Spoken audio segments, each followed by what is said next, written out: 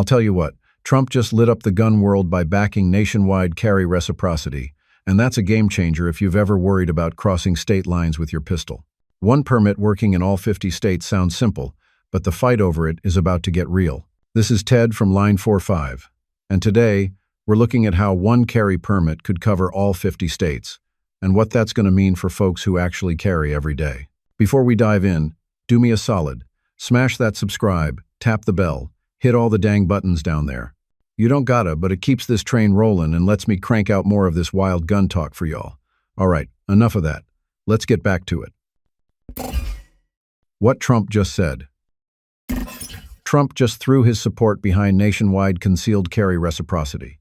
And that's a big deal if you carry. What he's backing is a bill called the Constitutional Concealed Carry Reciprocity Act, H.R. 38, which was introduced in January 2025 by Representative Richard Hudson of North Carolina. The idea is pretty simple. If you've got a valid concealed carry permit in your home state, it would be recognized in every other state that allows concealed carry. Right now, that's not how it works. Some states honor permits from others, some don't, and the rules can change the second you cross a state line. You might be completely legal in Tennessee, but if you drive across into New Jersey or New York, you could be looking at felony charges for doing the exact same thing. That's why this announcement is shaking things up, because it goes right to the heart of whether the Second Amendment travels with you or not. The bill also covers states that already run under constitutional carry, meaning you don't need a permit at all in those places. Under reciprocity, your out-of-state permit would still count. There are carve-outs, though. Federal buildings, schools, and private property owners can still say no, so it's not a free-for-all. This is the kind of move that could make life a whole lot simpler for the 21.5 million Americans who hold carry permits. But of course, something this big doesn't land without pushback, and that's where things get interesting. Why we're scrambling for clarity. Here's the mess we're in right now. Every state's running their own set of carry rules, and half the time they don't match up. I can carry in Tennessee with no issue, but the second I roll into Illinois, that same pistol on my hip can get me locked up. Florida honors a pile of out-of-state permits. But New Jersey? Forget it. They don't care who you are or what paperwork you've got back home. That's not just me throwing out hypotheticals either. Remember Shaneen Allen back in 2013? She had a legal Pennsylvania permit, drove into Jersey, got pulled over, and suddenly she's looking at felony charges. She eventually got a pardon, but not before her life got turned upside down. That's the risk every single permit holder runs when they cross the wrong border. And that's the problem. This patchwork system isn't just confusing, it's dangerous. States change reciprocity agreements whenever they feel like it. You think you're good, but maybe last month your state got dropped from the list. Unless you're constantly checking maps and state websites, you could be stepping into a trap without even realizing it. That's what this reciprocity bill is aimed at fixing. One permit, honored across the board, no guessing, no maps, no sweating every road trip. Makes sense for anybody who actually carries. Of course, lining up 50 states under one rule doesn't happen without a fight, and that's exactly what's coming next. Why H.R. 38 actually proposes. So here's what the bill actually does. H.R. 38 is called the Constitutional Concealed Carry Reciprocity Act, and the whole point is making your permit good in every state that allows concealed carry. If you're legal in your home state, you're legal anywhere else. Same gun, same permit, just across new lines. That's the meat of it. Now, it doesn't wipe every restriction off the map.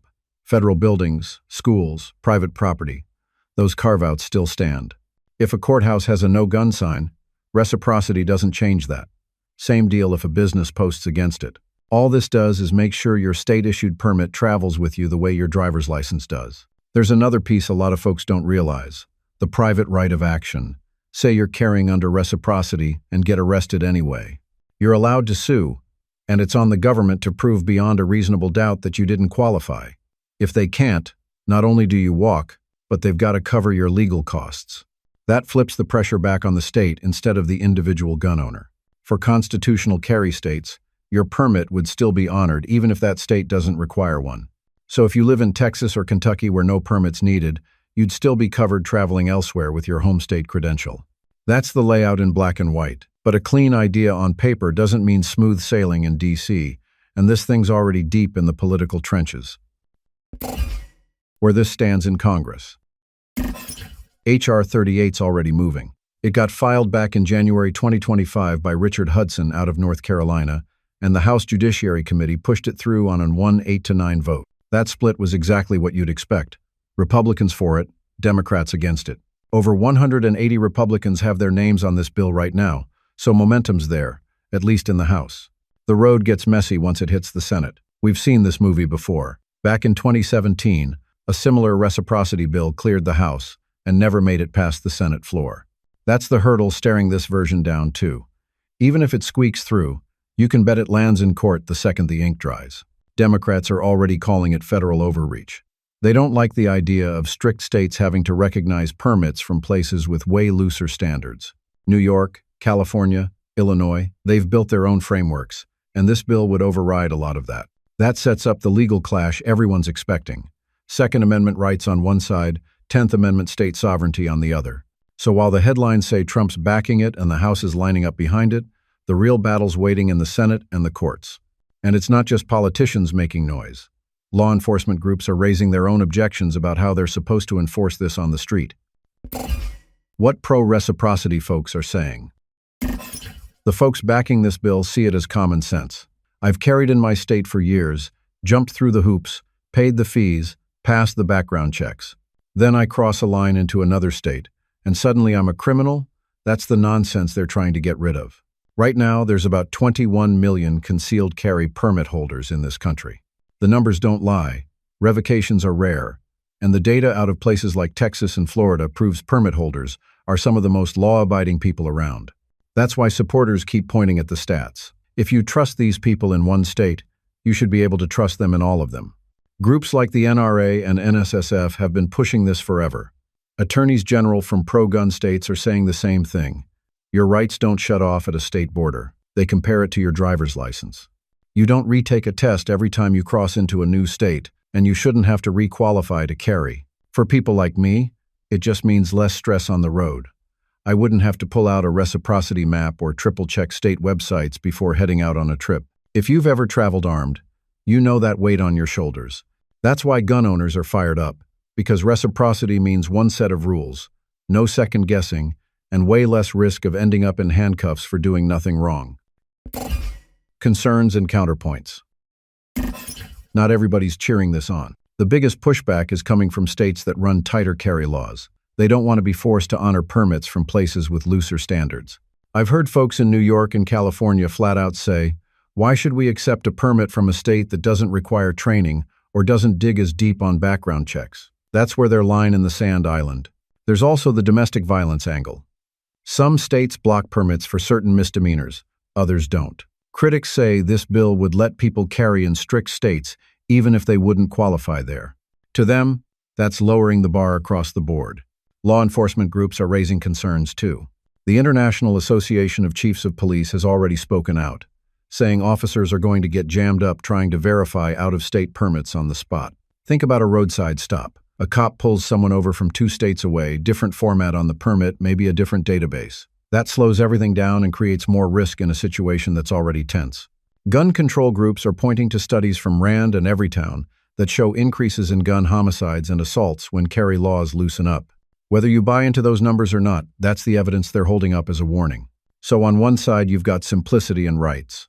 On the other, fear of weaker standards and safety risks. That clash is what's keeping this bill in the hot seat. What happens next? There's a lot of noise on the other side of this bill. States with the strictest gun laws don't want it.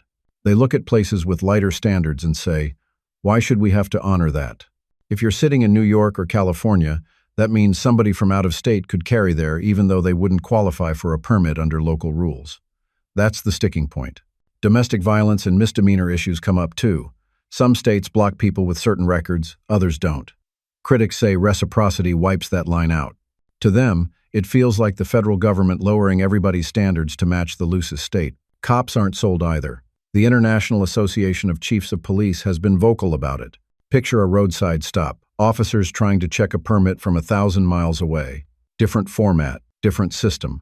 Maybe no quick way to confirm it. That slows things down. And when traffic stops are already tense, critics say this adds fuel to the fire. Gun control groups keep pointing at studies. Rand put one out saying more permissive carry laws line up with higher homicide and assault numbers. Every town's beating that drum too. Whether those numbers tell the whole story or not, that's the kind of research they're throwing into the debate. So, while gun owners are thinking about freedom and consistency, opponents are locked on safety and state control. And that fight is nowhere near cooling off.